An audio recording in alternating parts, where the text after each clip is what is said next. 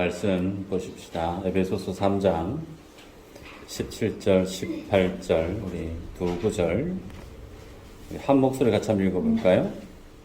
17절, 18절 시작. 믿음으로 말미암아 그리스도께서 너희 마음에 계시게 하시었고 너희가 사랑 가운데서 뿌리가 박히고 터가 굳어져서 너희 모든 성도와 함께 지식에 넘치는 그리스도의 사랑을 알고.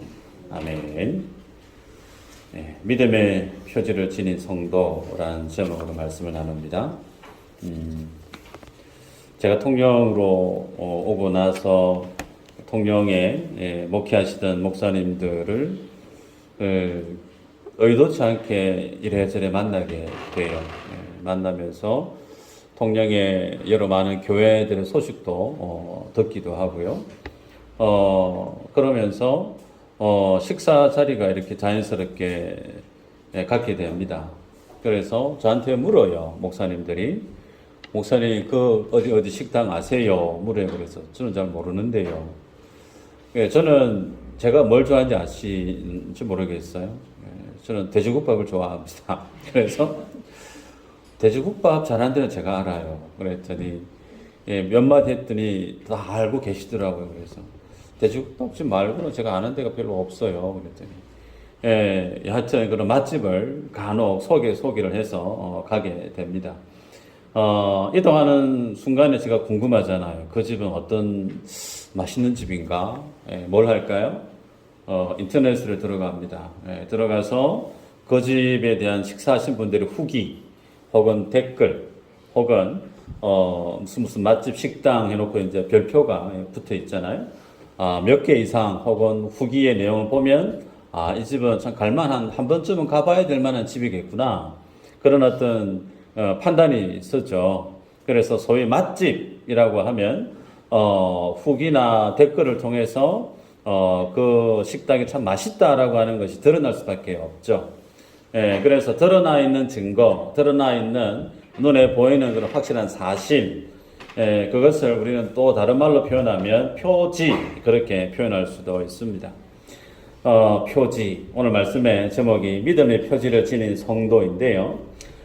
우리는 지난 시간에 사도 바울의 기도를 통해서 그 기도의 내용이 예수 그리스도가 성도 안에 계시기를 기도해라, 그렇게 기도했던 내용을 살펴보았습니다.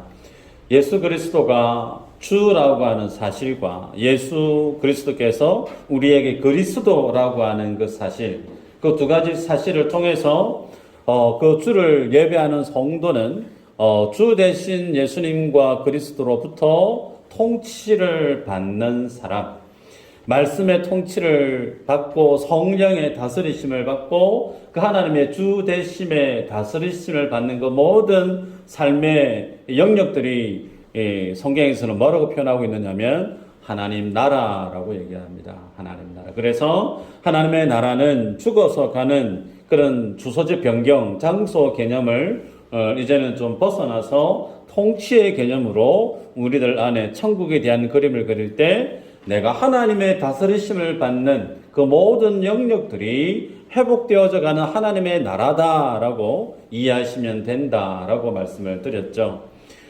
그래서 나의 시간에 대한 영역도 있을 수 있고 믿음의 교제를 하는 사람들 간의 만남을 갖는 교제권도 마찬가지고, 물질을 쓰는 어떤 물질에 관련된 내 삶의 영역들, 그 모든 내가 이 땅 가운데 살아가는 모든 영역들이 나 혼자만의 생각과 선택에 의해서 결정하고 살아가는 것을 이제 뛰어넘어서 사사로운 것 하나하나 이르기까지 하나님의 다스리심 앞에 결제를 받고 그 속에서 믿음의 행보를 한 걸음 한 걸음 한 걸음 걸어가는 그것들은 순전히 하나님의 은혜에 의한 믿음의 결과물들이에요. 다시 얘기합니다. 하나님이 그런 내게 은혜를 주셔서 그 은혜에 순응해서 내가 믿음으로 순종한 그 믿음의 결과물들이 하나님의 다스리심을 경험하는 천국의 삶이다, 그렇게 말씀을 드렸습니다. 오늘은 그 두 번째 시간을 통해서 읽었던 17절, 18절 내용을 보니까 너희가 사랑 가운데서 뿌리가 박히고 터가 굳어져서 능히 모든 성도와 함께 지식에 넘치는 그리스도의 사랑을 알고 그렇게 말씀을 해요. 성도가 예수 그리스도 안에서 믿음의 삶을 살아갈 때 그 인생의 뿌리를 그리스도, 예수 그리스도 그 진리 위에 깊게 뿌리를 내리고 그 뿌리를 내린 그 성도는 예수 그리스도의 사랑이 어떠함을, 그 지식이 어떠함을 넘치도록 경험하고 알아간다라고 얘기를 해요. 여러분, 성도는 예수 그리스도가 내 안에 거하시는 것을 이제는 알아야 돼요. 지난 시간에 우리가 그것이 곧 하나님의 다스리심을 받는 것이다. 주 되심과 그리스도로 인한 다스리심을 내가 경험하고 살아가는 것, 그것이 주님이 내 안에 거하시는 믿음의 모습이다라고 그랬어요.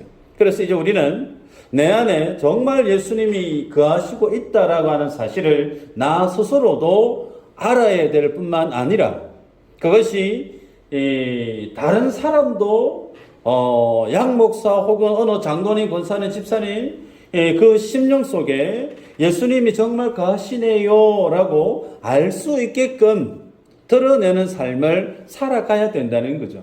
그래서 그리스도 터 안에 굳어져서 능히 모든 성도와 함께 지식에 넘치는 그리스도의 사랑을 알고 내 삶의 모습의 모든 족적 속에, 삶의 모든 모습들 속에 타인이, 다른 사람이 나를 볼 때, 야, 저 사람은 정말 그 마음속에 예수님을 믿는 믿음이 있는 것 같아 라고 드러나는 삶을 살아야 된다는 거죠. 자, 그러면 여기에서 중요한 것이, 그렇다면 내 안에 예수님이 거하신다라고 하는 그 어떤 표지, 그 증거, 그것을 무엇으로 우리가 알 수 있을까? 소위 어느 김 집사, 박 집사님이 헌금 생활을 너무 열심히 잘 해요. 야, 저분은 참 헌금 잘하는 거 보니까 예수님을 진짜 잘 믿는 것 같다. 혹은 교회에 허다히 많은 일이 일어날 때마다 열일 제쳐두고 교회로 열심히 달려오셔서 교회 일에 열심을 내는 모습을 보니까 저분은 정말 믿음이 참 있는 것 같다.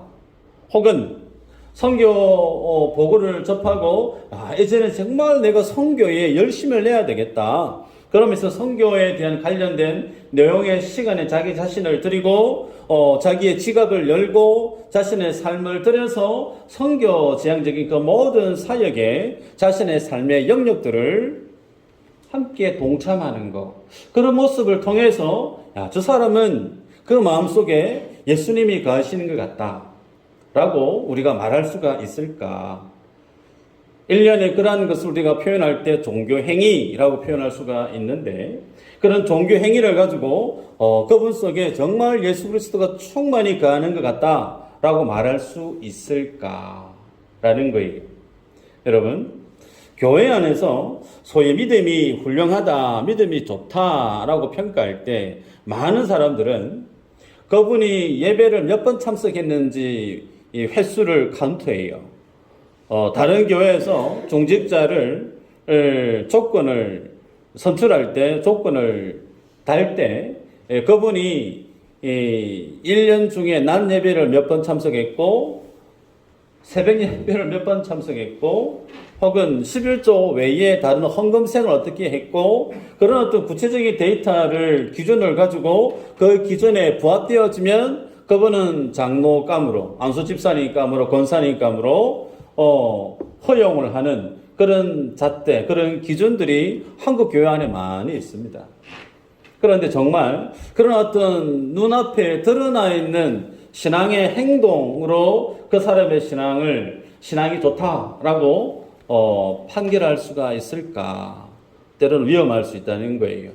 왜 그런가? 여러분, 예수님은 신앙 말씀을 전가하실 때 알곡과 가라지 비유를 말씀하십니다.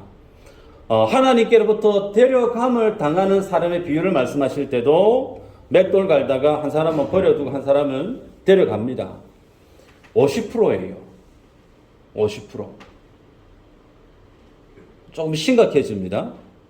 예수 믿는 사람들, 예수님 정말 잘 믿는 사람들을 대상으로 예수님이 하나님께로부터 택함을 입은 사람이 50%라고 얘기해요. 그러기에 교회 안에도 정말 예수님을 잘 믿는 사람이 있고 잘 믿는 척 하시는 분들이 있을 수가 있어요. 통영에는 뭐 어떤지 저는 잘 모릅니다만 대구에서는 그런 일이 비일비재했습니다. 소위 신천지 일한 분들이 교회에 등록합니다. 등록해서 열심히 새벽 예배를 들어요. 교회 일이라고 하는 일엔 다 참석합니다. 물질도 아낌없이 후원하기도 하고 헌금생활을 합니다. 그러니 단기간 안에 그 교회 안에서 두각이 일어나요.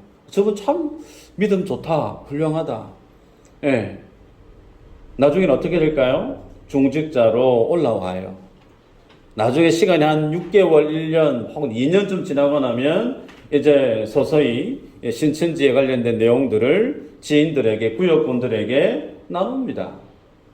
결국은 담임 목사님까지도 포섭의 대상이 되고 맙니다. 그런 일들이 비일비재하다는 거죠. 여러분. 그래서 눈에 보이는 종교 행위를 가지고 그분의 신앙이 참 진짜다. 정말 예수님 잘 믿는 사람이다. 라고 단정 지을 수가 있을까?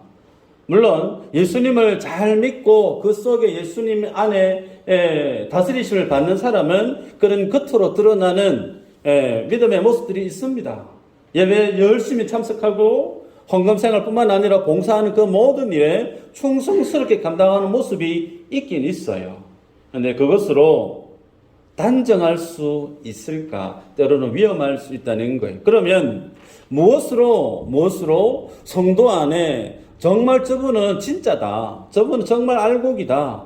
저분은 정말 그 마음속에 예수님이 거하시는 것 같다라고 하는 소위 예수 그리스도의 표지, 성도 안에 있는 그 구원의 표지를 무엇으로 알 수 있느냐? 한번 따라할까요? 인격의 변화. 뭐라고요?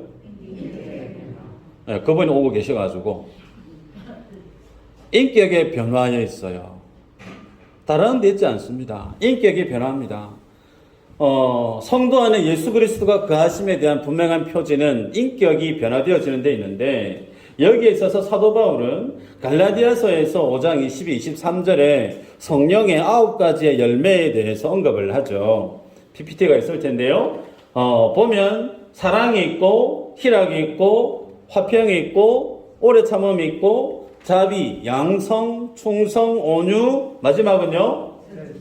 네. 근데 이 모든 9가지의 성령의 9가지 열매, 이 공통 분모가 뭔지 아세요?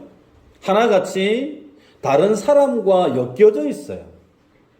나 홀로 그냥 가만히 있어서 되어지는 게 아니고요. 이 성령의 9가지 열매는 하나같이 모든 사람과 함께 관계 속에서 얽혀져 있는 속에서 자기 안에 일어나는 열매라는 겁니다.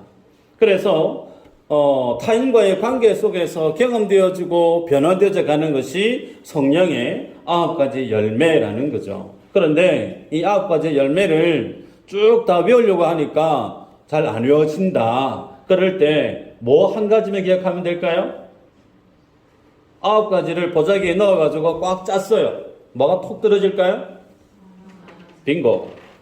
사랑입니다. 사랑의 모든 것이 여기에 다 포함되어져 있어요. 그래서 사도 바울은 로마서 13장 10절에서 율법의 완성을 무엇으로 정의하느냐면 사랑에 있다 그렇게 말씀을 합니다.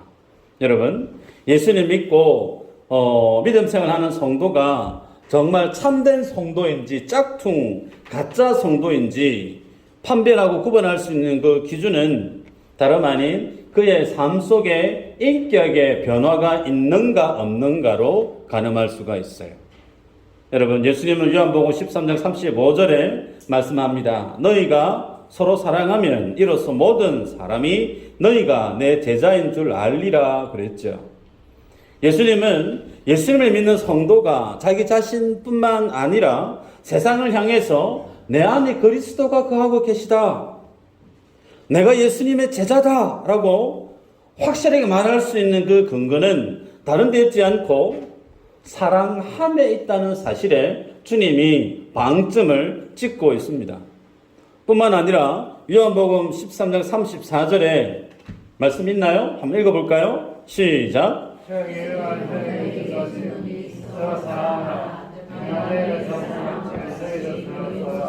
네, 이 계명은 새 계명이다 그랬죠?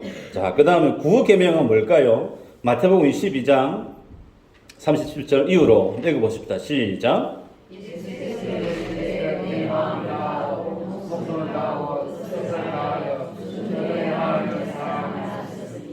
이것이 거짓된 계명이요 주체가 내 여자를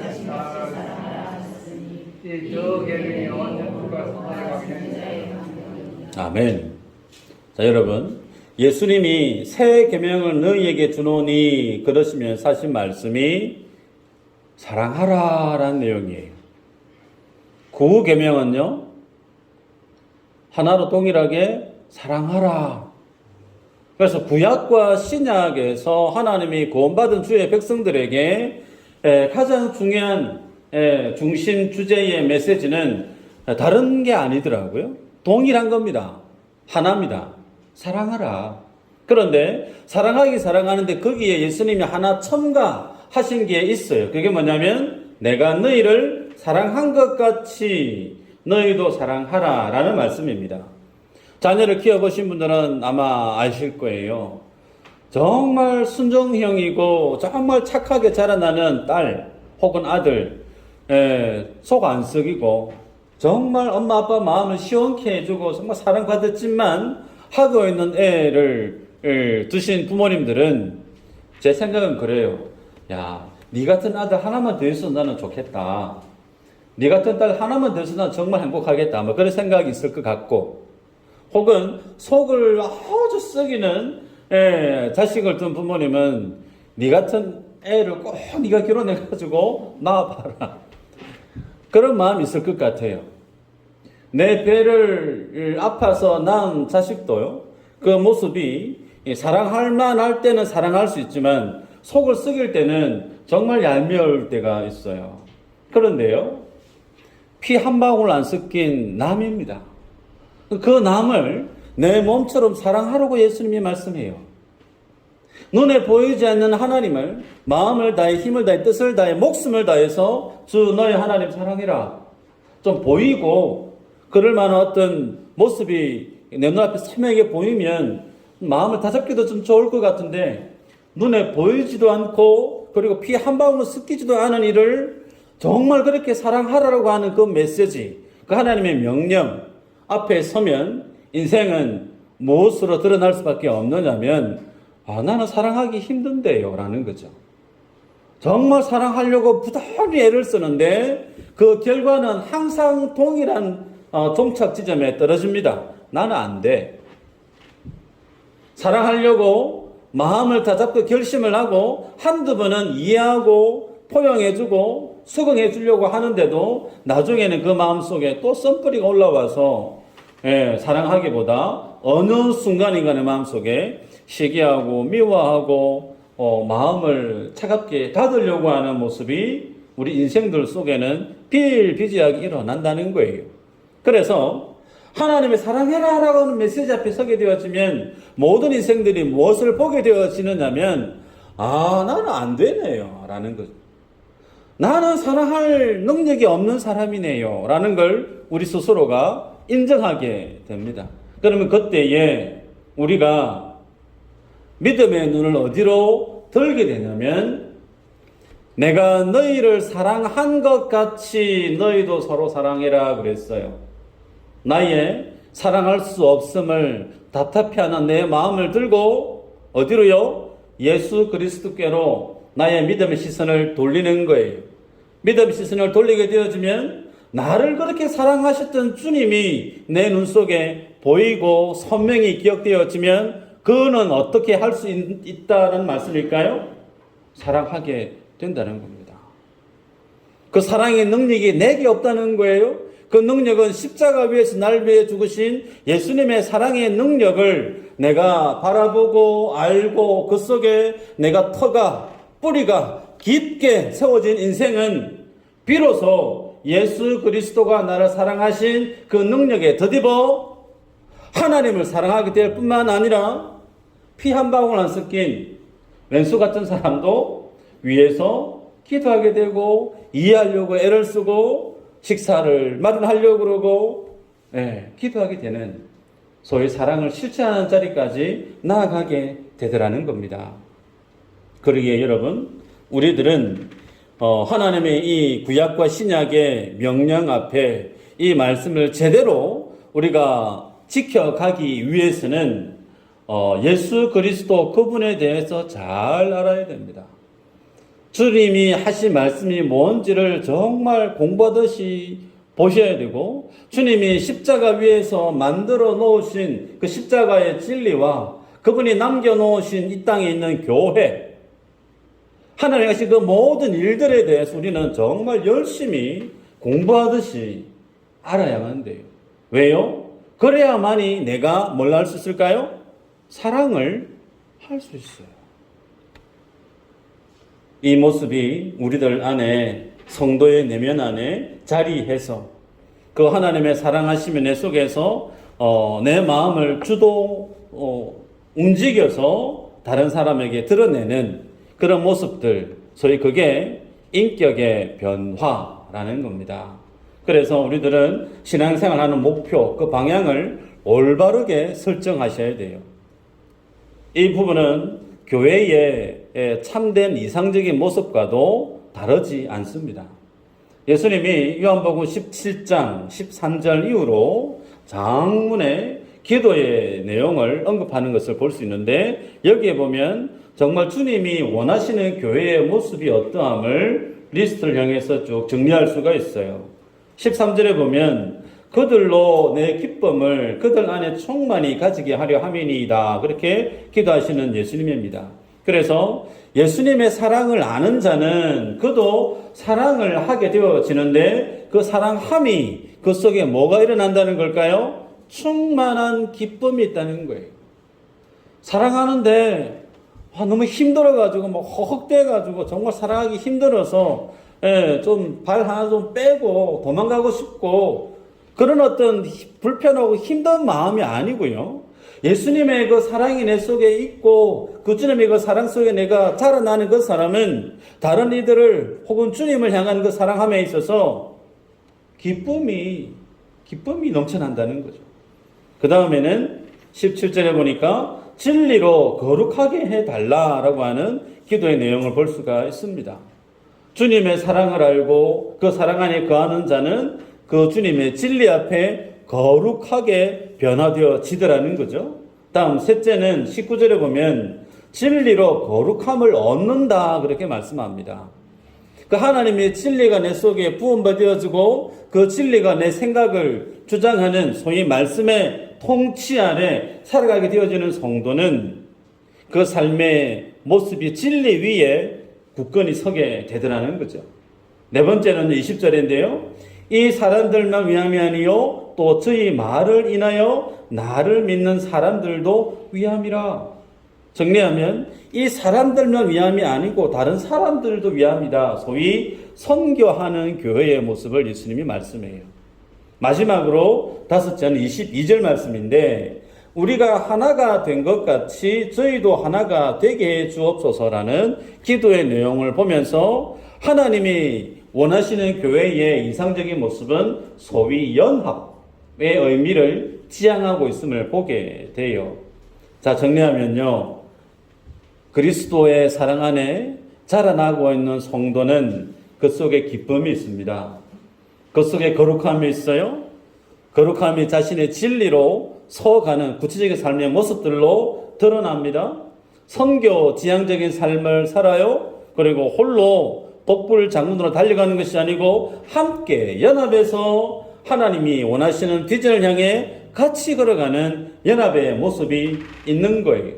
이런 모든 참된 교회됨의 아름다운 모습은 그 근거가 뭐냐면 사랑에 있습니다. 사랑. 그렇기에 교회가 강조하는 내용들이 참 많습니다. 말씀 열심히 보셔야 돼요. 기도 열심히 해야 됩니다. 혹은 교회 사역, 생명 사역 우리 열심히 들어줘야 됩니다. 네, 선교 열심히 하십시다. 혹은 우리 소그룹에 대해서 소그룹 모임에 빠지면 안 돼. 열심히 하십시다. 구제, 하는 일을 열심을 내십시다. 여러분, 이 모든 것들 왜 해야 되죠? 목적과 수단을 바꿔서 행하시면 안 돼요. 왜 하나님이 말씀을 주셨고, 왜 하나님이 기도의 권세와 기도의 능력에 대해서 많은 성경의 장수를 할애해서 우리에게 기도에 대한 내용을 독려하시고, 왜 하나님이 전도하게 하시느냐? 모든 일련의 과정 속에는 무엇하게 하기 위함이냐면 사랑하게 하기 위함이라는 거예요. 사랑하게 하기 위해서. 교회의 최고의 존재 이유 중에 하나가 이겁니다. 사랑하게 하기 위해서 하나님이 우리에게 말씀을 주시고, 기도의 능력을 주시고, 전도의 필요성을 보게 하시고, 구제하게 만드시고, 선교하게 만드시고. 그런데 마음속에 사랑하는 마음은 별로 없어요. 그런데 열심히 말씀 공부하는데 나올 수 있습니다. 지체를 향한 사랑하는 마음이 상당히 식어져 버렸는데 기도하는 열심에 내 시간을 드릴 수 있어요. 그럴 수 있어요. 선교제에 대해서 정말 내 기도의 내용이 풍성해지지도 않고 그 땅에 대한 간절함이 전혀 없음에도 불구하고 그 선교제를 위해서 나의 지갑을 열어서 선교 후원할 수 있습니다. 그 일련의 행위가 뭘까요? 종교행위라는 겁니다. 종교행위. 사랑함으로 곁에 있는 지체가 아파하고 곁에 있는 지체에 어려움이 있을 때 그 사랑함으로 그 마음속에 다가가서 힘든 부분을 함께 보듬어주고 위로해주고 격려해주기 위해서 내 시간을 드리고 물질을 드리는 거 아름다운 믿음의 모습이죠. 그거는 정말 훌륭한 거예요. 그런데 그렇지 않고 사랑하는 마음은 없는데 그냥 뭔가를 하려고 하고 안 하면 좀 모양새가 좀 빠지고 어쩔 수 없어서 뭔가를 하려고 하는 그런 모습들, 그것은 종교행위라는 거예요. 그게 뭐와 직결될까요? 우상숭배하고 직결됩니다. 우상숭배. 우상숭배 다른 거 아닙니다. 하나님보다 자기 자신의 기쁨을 위해서 살아가는 삶의 모든 과정들, 우상숭배하고 다르지 않습니다.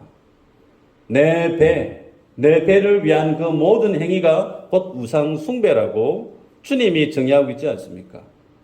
여러분, 데살로니가 전서 4장 3절에 이렇게 말씀을 합니다. 하나님의 뜻은 이것이니 너희의 거룩함이라. 하나님의 뜻은 이것이니 너희의 거룩함이라. 여러분, 우리 교회가 100명 넘게 출석하고 300명, 500명 출석해서 큰 통영에서의 큰 교회가 되어지면 저도 좋겠어요. 저도 뭐 좋아하는 것 중에 한 사람이지만, 예, 그렇게 해서 더 많은 선교사님들을 5대양 6대주에 파송을 해서 선교 사역이 불일 듯 일어나고 통영이 미수제일교회 때문에 복음으로 디비지고 많은 교회가 미수제일교회를 좀 본받자 그런 어떤 영적인 무브먼트가 막 일어나고 생각만 해도 가슴이 좀 두근거리고 설레입니다. 그런데요, 그 모든 일련의 사역들 속에 내 안에 하나님에 대한 사랑이 식어져 있고 이웃에 대한 사랑이 내 속에 그다지 변화가 없는데 그 모든 사역들이 일어났다. 그 하나님하고 별 상관없는 것들이에요. 그게 종교행위라는 겁니다. 대구에 제 동기 목사님이 담임으로 부임을 한 교회가 있습니다. 그 교회는 1년에 전도 행사를 4번 해요. 보통 교회는 1년에 한 번 정도의 총동원 전도주일 그렇게 해서 하는데 그 교회는 분기마다 합니다. 그래서 온 성도님들이 태신자를 다 작성하죠. 다 작성하고 나면 그 모든 이름들이 거의 이불 몇 개 되어지는 큰 넓이만큼 대형 플랜카드 이름이 다 올라가요. 본당에 오면 쫙 붙어 있습니다. 그것만 붙어 있을까요? 아니요. 각 구역별로 작은 홍보물로 다 갑니다. 그리고 매주간마다 그 태신자들에게 선물을 뭘 해야 될지 선물 리스트가 다 준비되어져 있어요. 그리고 D-Day가 되어지면 유명한 연예인들을 다 초빙을 해서 강사로 그렇게 세웁니다. 그렇게 해서 그런 행사를 1년에 4번을 행합니다. 거의 교회의 모든 재정을 그 전도 행사에 다 올인한다고 해도 과언이 아닐 정도예요. 여러분, 교회가 전도하는 그 일이 잘못된 일일까요? 잘못된 거 아니죠. 당연히 해야 될 귀한 사역입니다. 그런데 그렇게 전도 사역을 하면서 안타까운 모습들이 비춰지는 거예요. 구역마다 경쟁이 생겨나는 겁니다. 저 구역보다 우리 구역이 더 많이 전도해야 되는데, 그러면서 태신자가 왔는데 그 태신자가 나는 A 구역, B 구역 갈 거예요 정하고 오는 거 아니잖아요. A 구역 사람이 만났다가 혹은 B 구역 사람도 만났다가 나중에는 와서 보니까 C 구역에 사람이 등록되어 있는 거죠. 그러면 A, B 구역에 있는 사람들이 저분 내가 전도했던 사람인데 왜 C 구역에 가 있느냐고 본인들끼리 막 그냥 잡음이 생기는 거예요. 그러면서 자기들 속에 부서 간에 다툼이 있고 시기가 있고 그런 잡음들이 막 일어나는 겁니다. 여러분, 저는 그런 모습 보면서 사랑하는 마음이 있으면 그분이 어느 구역에 가든 그게 뭐 그렇게 대단하겠습니까? 예수님 믿으면 감사한 일이고. 그런데 그러지 않고 경쟁하는 마음으로 뭔가 하려고 하고, 그래서 1년 내내 그 교회를 가면 온 성도님들이 정신없이 바빠요. 뭐 매주마다 뭔가 달라져 있고 바뀌어져 있고 업데이트가 돼 있고 하니까 그 교회는 뭔가 살아있는 듯한 교회의 모습이 느껴질 수 있어요. 뭐 맨날 한마다 바뀌니까 움직이고 또 생동하고 뭔가 살아있는 듯한 느낌이 있죠. 근데 제가 드리고 싶은 얘기가 뭐냐면, 주님에 대한 사랑의 농도가 별 뜨겁지 않고 이웃에 대한 사랑이 그 마음이 변함이 없는 가운데 무작정 그런 어떤 사역의 위주로만 교회가 하게 되어지면 하나님과 별 상관없는 교회로 내달리게 되어진다는 겁니다. 본질이 행사가 있는 게 아니고 마음 중심에 있다는 거예요. 하나님에 대한 사랑 때문에 하나님 앞에 서는 사람은, 여러분, 전도하십시다 굳이 이야기할 필요가 있을까요? 없어요. 주님의 십자가의 사랑에 감동을 입은 사람은 새벽 예배 좀 나오세요 말할 필요가 없어요. 선교하는 일에 좀 헌신하세요 부담스러워하지 않습니다. 시키지 않아도, 권유하지 않아도 그 주님의 사랑에 젖어 있는 성도는 새벽을 살고 밤을 살고 구역원들의 그 피로에 눈 떠서 내일이냐 아파하고 같이 기도하고 열심으로 주님 앞에 충성의 삶을 삽니다. 주님이 원하시는 것이 그런 삶이라는 거예요. 그 모습이 가장 성경적인 바른 교회의 모습이라는 거죠. 말씀을 맺습니다. 주님의 뜻은, 하나님의 뜻은 이것이니 너희의 거룩함이라. 여러분, 우리가 거룩해지는 거 내 의지로 되는 거 아니죠. 내가 애쓴다고, 내가 노력한다고 내가 거룩해지는 거 아닙니다. 하나님의 말씀과 성령이 나를 주장해 주실 뿐만 아니라 내가 하나님과 바른 관계를 맺고 살아가다 보면 주님 안에 있는 내 안에 있는 그 주님의 사랑을 알게 되어지고 자연스럽게 주님이 나를 그렇게 빚어 가시는 거예요. 주님과의 바른 관계 속에서 그 사랑을 경험하고 먹고 마시고 주님과 함께 동거동거하게 되어지는 그는 자연스럽게 하나님의 그를 거룩한 하나님의 사람으로 빚어 가십니다. 결국은 무엇으로요? 인격이 변화되어지는 거예요. 저는 여러분이 예전에는 나 중심의 삶을 살았고, 이전에는 다른 사람의 아픔이나 다른 사람의 삶의 형편에 대해서 그다지 관심 없이 나 중심의 나의 이기적인 삶에 삶의 패턴으로 살았더라면 믿음의 연수가 더해지면 더해질수록 어떻게 해요? 이타적인 삶으로 바뀌어져 가야 되죠. 그 모습이 믿음의 성장해 가는 모습이에요. 그래서 이해하는 폭이 넓어지고요. 배려하는 폭이 깊어지고요. 나를 위한 삶들보다 다른 성도님들의 필요에 마음을 더 쓰는 지극히 그 모습이 어떤 모습일까요? 하나님을 사랑하는 모습이고 내 이웃을 내 몸처럼 사랑하는 모습이에요. 그러면 구체적으로 우리가 어떻게 하나님을 사랑할 수 있고 이웃을 사랑할 수 있는가? 주님이 단서를 주셨습니다. 내가 너희를 사랑한 것 같이 그랬어요. 주님이 나를 사랑한 것을 잘 알면 나도 하나님을 사랑하게 됩니다. 또 이웃을 사랑해라 말씀하셨을 때 네가 내 몸을 사랑하는 것 같이 내 이웃을 사랑하라 그랬죠. 그럼 이웃을 사랑할 수 있는 사람은 누가 사랑할 수 있을까요? 내가 나를 사랑하는 사람. 그 사람들만이 하나님을 사랑할 수 있고 이웃을 사랑하는 삶을 살아낼 수가 있죠. 여기에 대해서는 다음 시간에 나누도록 하겠습니다. 기억하십시다. 믿음의 표지, 성도의 표지는 신앙 행위에 있지 않더라. 그리스도로 인해서 내 속에 변화되어져가는 내 인격의 변화에 있더라. 그 모습이 우리의 삶들 속에 계속해서 터가 박히고 뿌리가 깊어져서 말씀처럼 바울의 기도처럼 하나님의 사랑에 그 지식이 넘쳐나는 데까지 우리의 삶이 드러나기를 주의 이름으로 축복합니다.